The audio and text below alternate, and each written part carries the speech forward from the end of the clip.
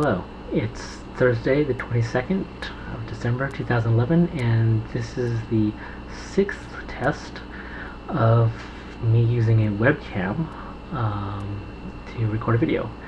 The previous 3 tests, the audio was way too loud. The 4th one, the audio was pretty good, kind of okay. The 5th had way too many bloopers trying to explain what the actual test was, and for the 6th test, which should have been the 5th test, I will be reading longer test material.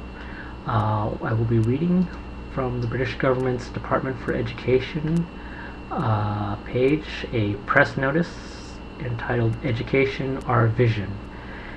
And the reason I'm reading from a foreign page is mainly just to show my American accent. The original project for this is to read non-English pages, and maybe some British pages and other foreign pages where I might mispronounce some places and generally pronounce things differently for humor purposes, but in a respectful way. Okay, here it goes. Longer material. Now let's see if this saves. Education, our vision.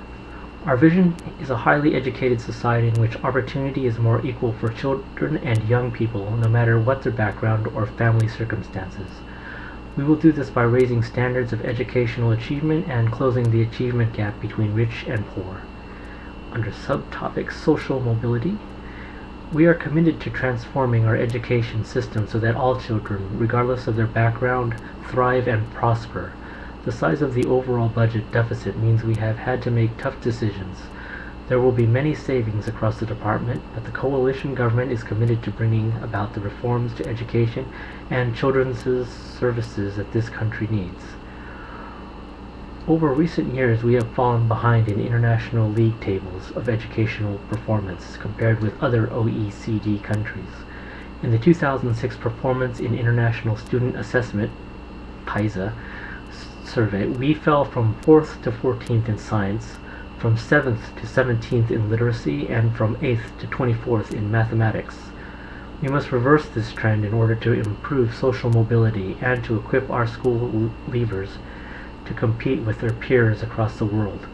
Our approach to reform has been shaped by the features of the highest performing school systems internationally and looks to the very best teachers and head teachers in this country to play a leading role beyond their own school. And the next subtopic is more choice. We want parents to have good schools to choose between and more opportunities to open new schools or get involved in the running of existing schools. We know from international experience and evidence that greater autonomy drives improvement, while central control is expensive, confusing, and demotivating. So we will set schools free from top-down targets and a culture of inspection, and instead put in place accountability arrangements that are more transparent and sharper in their focus on underperformance. In placing a new emphasis on rigor, higher standards, and great teaching, we will ensure that children can become authors of their own life stories, and young people can continue in their learning and contribute to their communities. Under next subtopic, schools and children's services. It's just children's services. We will support those who work in our schools and children's services. We will provide head teachers with flexibility on pay and conditions. We will ensure that teacher training meets the needs of the classroom. We will provide teachers with the powers that they need to instill good behavior, and we will free social workers to do their day jobs without excessive bureaucracy. We will ensure that funding is fair and transparent, both by introducing new arrangements for school funding to encourage efficiency and by implementing our pupil premium for those who need extra support. We will provide capital investment to build new schools more quickly and more cost-effectively. We will reform early years education and Sure Start so that all children and families receive the support they need, particularly the most vulnerable. Where there is a role for government to play, we are committed to using every means at our disposal to empower families and ensure that all children are protected from harm and neglect. And the next subtopic. And last subtopic, higher and further education. Our reforms will reduce the control from central government over higher and further education, developing a market-based approach with increasing competition and driven by individual learners. Let me repeat that. Our reforms will reduce the control from central government